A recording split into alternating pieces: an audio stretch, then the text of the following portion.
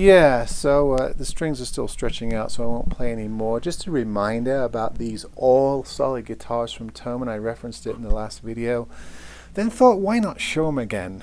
These are solid spruce top, solid what they call plain maple back and sides, but I actually got a couple with a little bit of figure. It's not full flame, it's partial flame, but it's actually very pretty. So this is solid maple, and then they put koa on the fretboard and bridge instead of rosewood. Maybe it's cheaper to get acacia koa, and then a maple neck, and you can see a bit of figure in the neck there, bit of flame. So these are really interesting, and you're probably wondering, well, how can they do a all solid guitar for the price that they sell these at?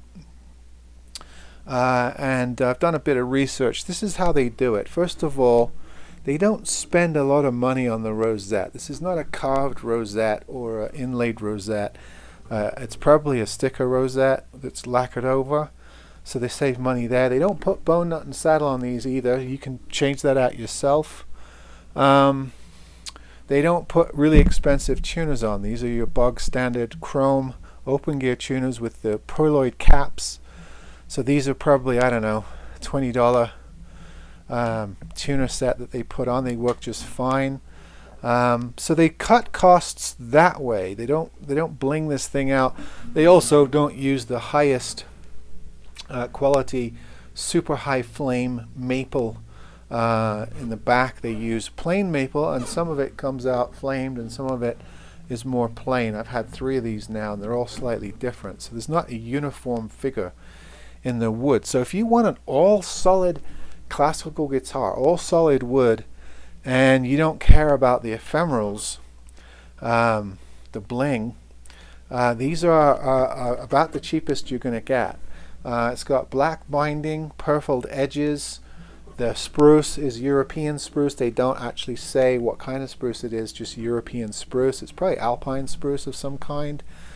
There's slightly uneven grain in the spruce, so again, it's not probably high select grade A spruce, but it is solid.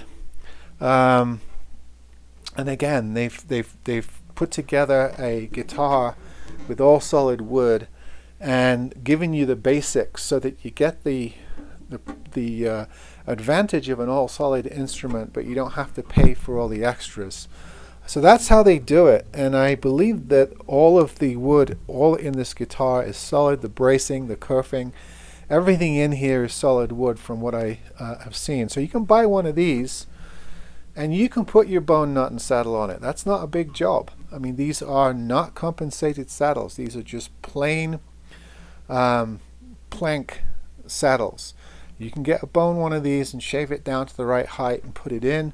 Similarly, the nut, you can get a classical guitar nut, a new bone or a bone or a Graphtec or whatever you like, and cut it down to the right size and then put that on. You can replace these tuners if you like. You can get the really high quality ones. These just seem to work really fine. And then you can sort of mod out. You don't hear of people modding a classical guitar, but you could do it. But you've got the bass here for a very good guitar with the solid spruce top and solid maple back and sides. If you don't mind rather normal other parts, then you can get a good deal on one of these. I have no problem with the koa bridge and board. It feels a lot like a walnut board, and I've seen a lot of those lately, or one of those Roseca, one of those toasted maple boards that they were doing for a while during the Rosewood ban.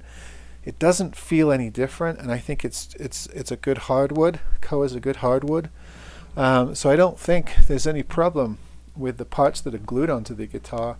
You can upgrade the other parts if you wish, and make it maybe improve the tone a little bit.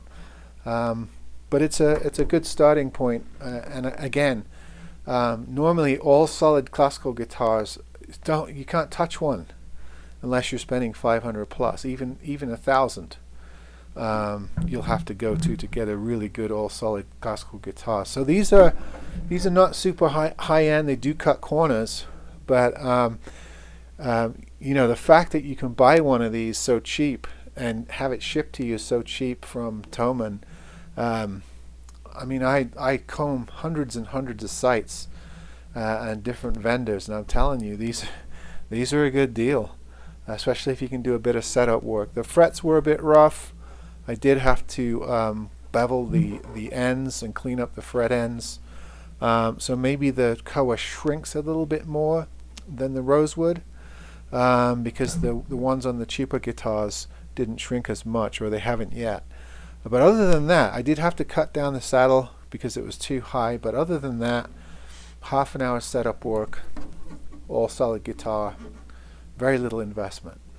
It's just a reminder, I've already done a video on these before, but since I had them, I just thought I'd show them to you again.